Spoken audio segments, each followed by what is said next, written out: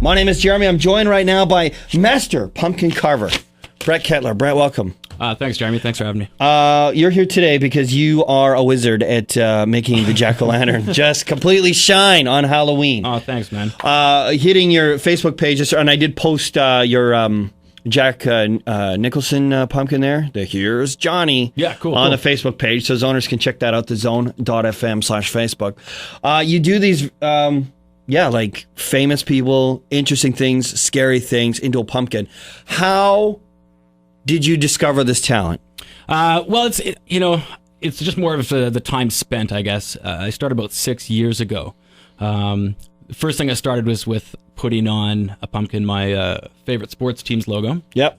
As you know, the Calgary Flames. And that's a place to start, and then the fire and the pumpkin, that looks good. Yeah. So what I started off with is a real basic hole poke method. That's, you can do that in very basic patterns. So where you take your pattern, you put it against your pumpkin, poke tiny little holes all along the lines, and then pull the pattern off, retrace the lines that connect the dots, and then cut it out from there. Oh my goodness. Yeah. So today we are you brought some pumpkins. You brought one you've kind of started on. Yeah. And you brought another one that we're going to try to do.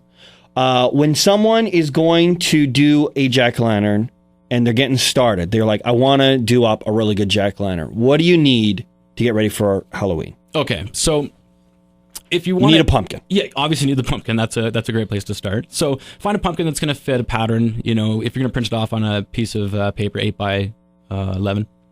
So it's got to fit that pattern, first of all. So if it's a nice flat surface, works really well. So the taller pumpkins I prefer. And it depends on what you're going to do. If you want to do a real basic pattern, then hole poke method's probably going to work. But if you want to up the game a little bit to those more extreme patterns, those trickier ones, then you got to go out and get some transfer paper from any art supply store. And then knives. What do you use for knives to actually then make it happen? Oh, for knives? Well, I've got a collection of X-Acto knives. I use some wood carving tools as well.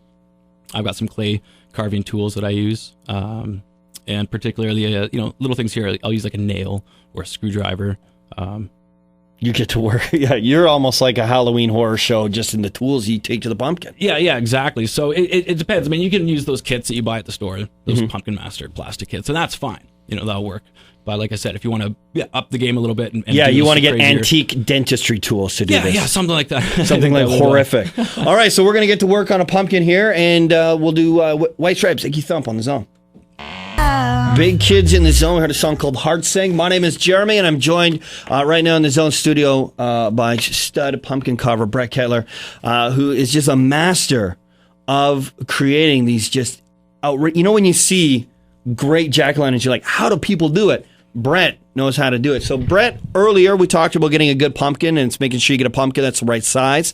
Then you wanted to talk about cleaning the pumpkin, right? You bring it home from the shop?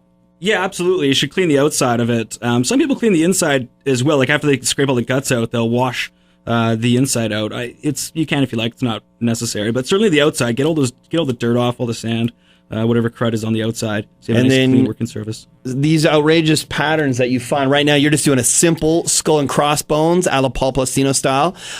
Where did you get this graphic that we're putting on the pumpkin right now? Right. So I'm not taking any credit for the designs themselves. Yeah, I'm cutting them into the pumpkin, but I get all my patterns from a website called stonykins.com.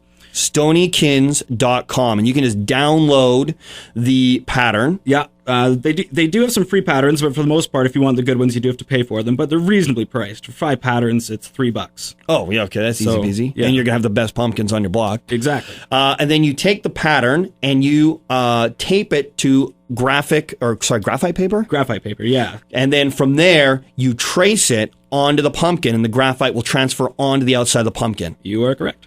Easy peasy. So if you hit stonykins.com as well, they will help you with the process, right? They kind of give you a little tutorial there and walks you right through it on step-by-step instructions. All right, Brett's doing these skull and crossbones right now, live on the Zone, just carving up the best jack-o'-lantern ever, and we'll check in with Brett in a little bit.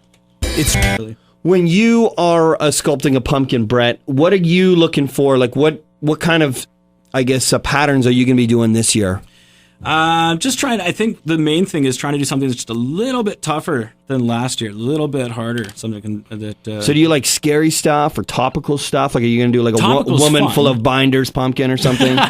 If they had a pattern, I'd probably do that for sure. But yeah, if it's topical, last I did the Michael Jackson pumpkin. We've done 2 of those now. This year, I'm just focusing on scary. Yeah, scary is probably Just awesome. scary, dripping blood, everything. Like yeah. if your little 4-year-old is not in therapy after he sees your pumpkins, you're probably not doing it right. No, but I do have a Jake the Neverland Pirates pumpkin for him. So That's awesome, Brett. All right, we'll check in with the skull and crossbones that you're working on in a little bit. Brett Ketler is working hard right now on a pumpkin here in the radio station. The guy's a master pumpkin carver, and when we're getting ready for Halloween, we're going to want it to look good. Coming up at 5 o'clock, we will do a live at 5. Let's play some music from Linkin Park. Here's Numb on the Zone. That's Ill Scarlet in the Zone at 91.3, a song called Nothing Special. My name is Jeremy, hanging out right now with a pumpkin carver, Brett Ketler, who's working away on a skull and crossbones pumpkin. Brett, we're getting ready for Halloween. People are going to be making up their jack-o'-lanterns. We talked about cleaning the pumpkin before you trace on your design, right? Mm-hmm. And we're getting the designs from what website again? StonyKins.com. StonyKins.com will get you a nice looking design. And then you were talking a little bit about storing your pumpkin. You were saying like some people try different tricks, I guess, to keep their jack-o'-lantern living longer. Do you do anything? I used to, yeah. Vaseline I used to use on my pumpkins because I, keep the moisture in. That's its job. So, but I found it's off by a day or two. So, I carve my pumpkins about 4 days before Halloween, so they don't really get a chance to fall apart. So. Yeah, so you go 4 days, you'll have the best 4 days of your life, you're best friends with this pumpkin, and then on November 1st, you're throwing it off a roof. Probably, yeah. Something crazy like that. Something. Okay, I like that. So Brett Ketler is carving up a pumpkin right now. Brett, thank you so much for coming by the Zone, hanging out with us today. Oh, thank you, Jeremy.